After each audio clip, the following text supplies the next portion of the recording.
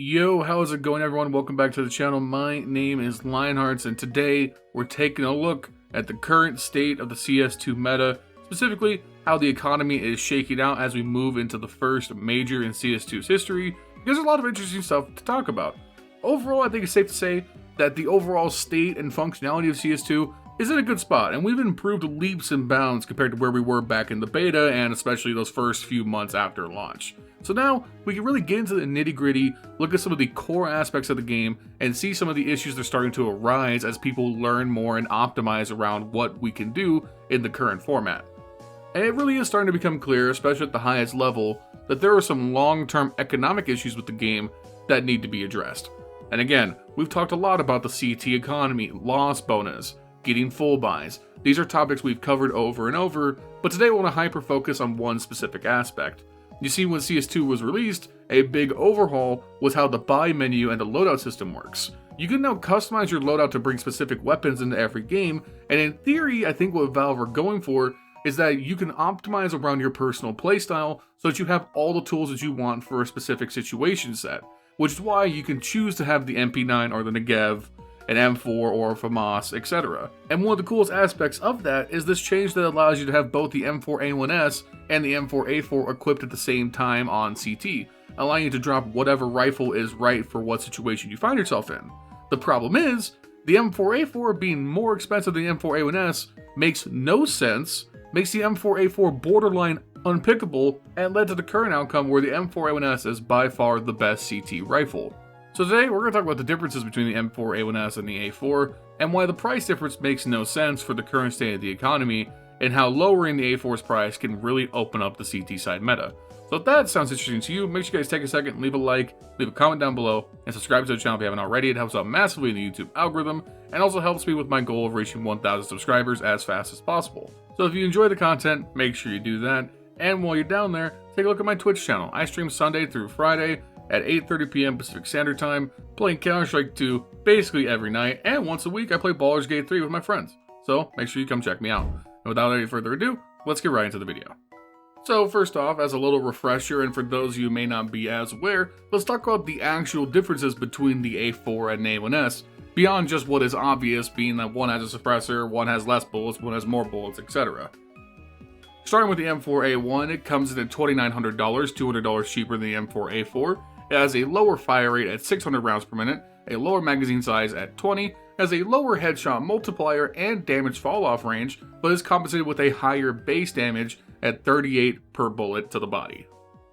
While the M4A4 comes in at a price point of $3,100, an unholy fire rate of 666 rounds per minute, a magazine size of 30, a higher headshot multiplier than the M4A1, a better damage fall-off range, but lower base damage at 33.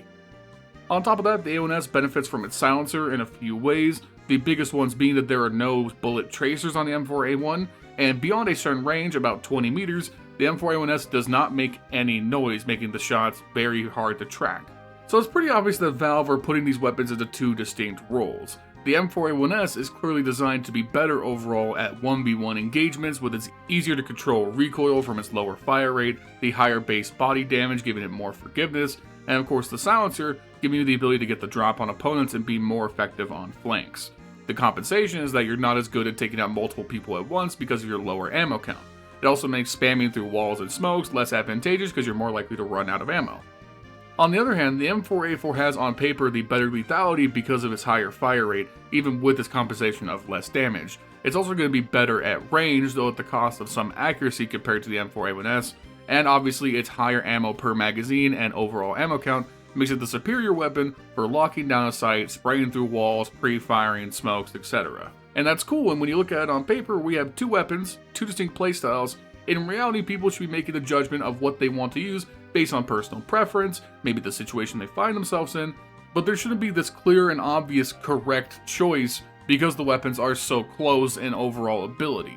But we all know that's not the case. When we look at the stats, at least at the pro level, and this bears out at least in my experience playing the game as well, we see the M4A1S is by far the more used weapon out of the two. If we go to HLTV, sort by the last 3 months, and look at the weapon statistics, the M4A1S comes in at an overall usage rate of 20.52%, making it the second most used weapon in the game at the pro level behind the AK-47. Whereas if you were to look at the M4A4, it only comes in at a measly 3.5%. And I think it all boils down to this discrepancy between the two weapons. You may think $200 is such a small amount that it really wouldn't matter and people would take whatever weapon they preferred for the situation they find themselves in. But with the current state of the economy and how restricted the CTs are in terms of getting their full buys, $200 is a big deal. It's the difference between getting full nades plus a kit, having to sacrifice a kit or a flashbang, or maybe you can't buy full head armor. Maybe you have to check down to an SMG or a lesser buy because you can't afford the M4A4 and all the kit you need for what situation you may be heading into. I mean, when we look at the numbers, it becomes quite clear what the problem is. Let's look at your bare minimum amount of money once again. If you buy armor on the pistol round, you get 0 kills, you lose the first 2 rounds. You're entering round 3 with $4,450. That is your rough. You haven't spent anything else besides the armor on that pistol round. That's just your loss bonus, plus the $150 you had left over. If you want to buy M4A4 and armor, that's $4,100. You now have enough for a smoke and a decoy. If you buy M4A1S and armor, you've spent $3,900. You have a little bit more. You can get that extra flashbang, or you can get a kit, or you can get just the smoke again. You have more room and more flexibility with the A1S buy compared to the A4 buy. And that $200 deficit adds up over the course of the half. Let's say you have opportunities to get full buys 5 times in a half, and you choose to buy the A4 every time. That's $1,000 extra that you've just thrown away into the void for the difference between the two weapons. That $1,000 can be very meaningful for your buys across the half. What it boils down to is that the way the prices are set up in Counter-Strike is that price is supposed to be proportional to strength. Now that's not always the case. There are some outliers, auto shotgun, MP9, MAC-10, but the way the price scaling is set up is that the more expensive the weapon is, the more built-in strength the weapon should have. If we look at another comparison, the difference between an M4 and an AUG is pretty apparent. The AUG gives you the scope, it gives you the better damage falloff, it has easier to control recoil, and within a certain close proximity, the AUG can one-shot headshot, something that no other CT rifle can accomplish. So it has enough going forward to justify its $3,300 price tag compared to either M4 counterpart. But again, as we laid out, there are really not any significant differences between the two M4s. They are meant to be counterparts. They are meant to be something you pick purely based off playstyle. So why is it that we are still imposing this difference between the two that doesn't actually exist? To me, it's pretty clear these are just the leftover effects of CSGO moving into CS2.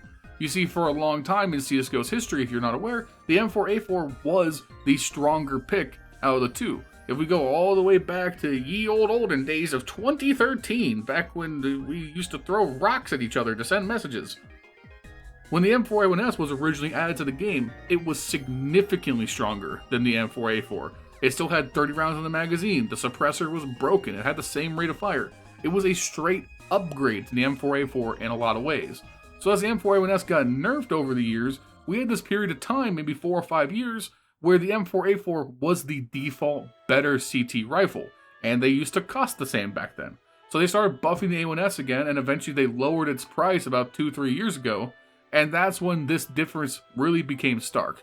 The A1S, pretty much overnight, became the better rifle compared to the A4, and that has stayed the same since then and maintained itself into CS2, and frankly, I'd like to see it changed. I think on paper, these rifles are totally comparable and they don't have a significant amount of advantage over each other, and them being the same price offers up more variety in your games, which I think is the overall point of the modular loadout system. Alright, I gotta ask, what M4 do you prefer using? Let me know in the comments down below. Also, are you guys looking forward to more new weapons being added to CS2?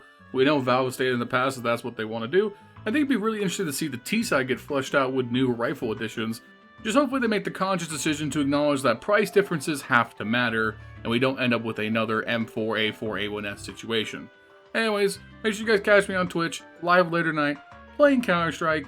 Yeah, it's Friday. Gonna go watch more of the North American regional qualifiers for the major, and I'd like to see you guys soon with another video. Peace.